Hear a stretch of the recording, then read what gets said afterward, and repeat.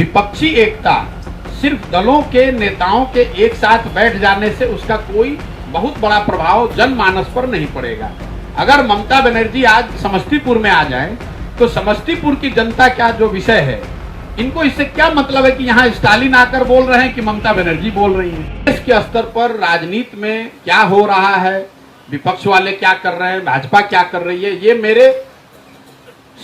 मेरा सरोकार का विषय नहीं है। सामान्य नागरिक के तौर पर जैसे आप सुन रहे हैं वैसे हम भी सुन रहे हैं, लेकिन इस पर जो मैंने पहले कहा है वो आपको दोबारा रिपीट कर देता हूं। विपक्षी एकता सिर्फ दलों के नेताओं के एक साथ बैठ जाने से उसका कोई बहुत बड़ा प्रभाव जनमानस पर नहीं पड़ेगा।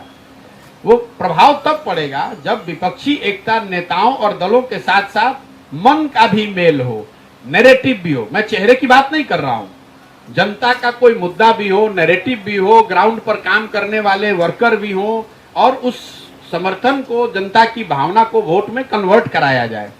कई लोगों को ऐसा लगता है कि 77 में सारे विपक्षी दल एक साथ आकर उन्होंने इंदिरा गांधी को हरा दिया। उनकी बहुत बड़ी बेवकूफी है। 77 में दलों के एक होने से इंदिरा गांधी नहीं हारी। 77 में इमरजेंसी बहुत बड़ा मुद्दा भी था, जेपी का आंदोलन भी था। अगर वो इमरजेंसी नहीं होता, अगर जेपी का आंदोलन नहीं होता, तो सारे दल अगर एक साथ आ जाते तो उससे इंदिरा गांधी थोड़ी ना हार जाती। हमने बाद में हम लोगों ने 1989 में बीपी सिंह के भी नेतृत्व में देखा, सारे दल एक होकर उन्होंने राजीव गांधी की सरकार को, कांग्रेस सरकार को हराया। लेकिन दल तो बाद में एक हुए। पहले बोफोर्स मुद्दा बना, बोफोर्स के नाम पर पूरे देश में आंदोलन हुआ, लोगों की जनभावना उससे जुड़ी। तो जब तक आप वो नैरेटिव नहीं लाते, तो मान लीजिए कि नीतीश कुमार कलकत्ता में अगर बैठ जाएं, तो उससे कलकत्ता में या वेस्ट बंगाल में रहने वाले लोगों की जनभावना पर क्या असर पड़ेगा। अगर ममता बनर्जी आज समस्तीपुर में आ जाए तो समस्तीपुर की जनता का जो विषय है, इनको इससे क्या मतलब है कि यहाँ स्टालिन आकर बोल रहे हैं कि ममता बनर्जी बोल रही हैं। तो विपक्षी एकता लोकतंत्र की एक प्रक्रिया है, हो रही है, अच्छी बात है, लोकतंत्र मजबूत होना चाहिए।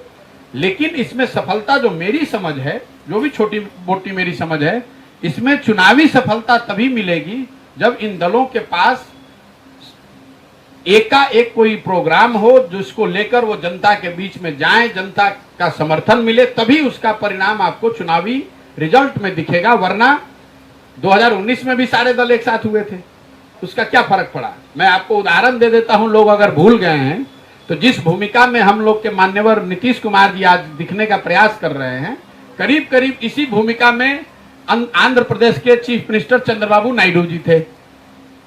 देश की तो बात छोड़ दीजिए, अपने आंध्र प्रदेश में चंद्रबाबू नायडू बुरी तरह हार गए। तो नीतीश कुमार जी या कोई जो भी व्यक्ति एका करने की कोशिश कर रहा है, जब तक जनता के मुद्दों पर सहमति नहीं होगी और जनता में उसका कोई ट्रैक्शन नहीं होगा, तब तक मुझे नहीं लगता है कि इन प्रयासों का कोई बहुत बड़ा असर होगा। हाँ, ये जरूर है कि इतने सारे दल अगर साथ में आएंगे तो मीडिया कर्मियों के लिए एक उत्सुकता की विषय है। समाज का एक छोटा वर्ग जो सामाजिक राजनीतिक तौर पर जागरूक है, उसको भी फर्क पड़ता है, भाई सब लोग साथ में आ रहा है, ठीक है, तो लोकतंत्र की